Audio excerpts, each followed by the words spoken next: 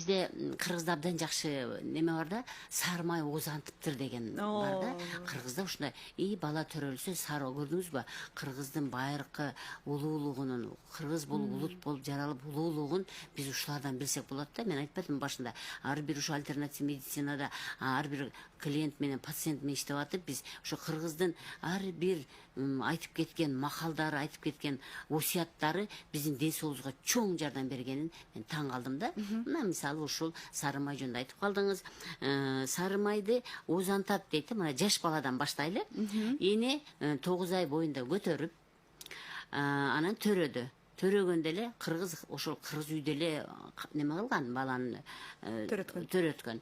Ошондо сразу баланын оозуна сары май салган. Билесизби эмне үчүн? Себеби деген, ал 9 ай апанын ичинде кыймылдабай жаткан да. Анын өтү иштегенди билген эмес. А өт качан иштейт экен? Өт сары май, оозго май түшкөндө иштейт экен да. Оозго май түшкөндө мээ кабар берет өткө. Өт даярдан сары май кетип атат. Любой, бирөөлөр мисалы оливка майын жакшы көрүшү мүмкүн. Бирок биздин кыргыздын өзүнүн сары майы, деме оозго түшкөндөн кийин эле мээ клеткалары, мээ нейрондору бизге өтүбүзгө кабар берет экен, даярданып тур, сен минтип жыйрылып, азыр иштейсиң, сары май келет, аны эртесиң деп. Көрдүңүзбү? Жаш бала деген, анын өтү деген билген эмес да жыйрылышты. Анан эмне үчүн ушундай калган экен? Мен абдан таң калдым да. Сары май түшкөндөн кийин өт куюлат дагы, баланын бала 9 ай жашап, эненин ичинде жашаганда дагы эненин киндиги менен кишечник бирге да, киндиги менен бирге. Ошол балада биринчи заң пайда болот. Эненин ичинде жатканда деле ичегиде биринчи заңдар пайда болот да. Анан дагы бир немеси, энеден бизге эненин ичегисиндеги көбүнчө грибки деген микроорганизм энеден балага өтөт да. Мына ошо сары майды берген себеби биринчи заңды эмес, менде ошо грибкин айдап кетиш үчүн берилет экен да.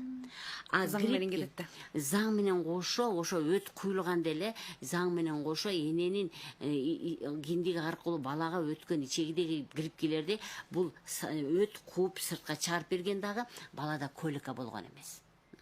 Куйрук май жедирет, Куйрук май бул щелочь болуп саналат. Биз май деп элестеткен менен бул бизге организмге жакшы пайда бере турган тамакта. Дагы маекте айтып кетермин, биздин каныбыздын ичи кислотно-щелочное равновесие деп коет да.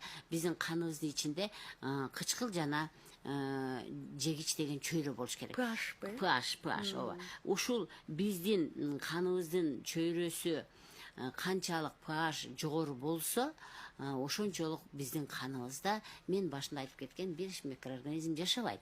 Демек, ошол биз щелочь чөптөрдү ичишибиз керек экен, щелочь тамактарды жешибиз керек экен. Ошолордун бирөөсү бул куйрук май болуп саналат. Көрдүңүзбү?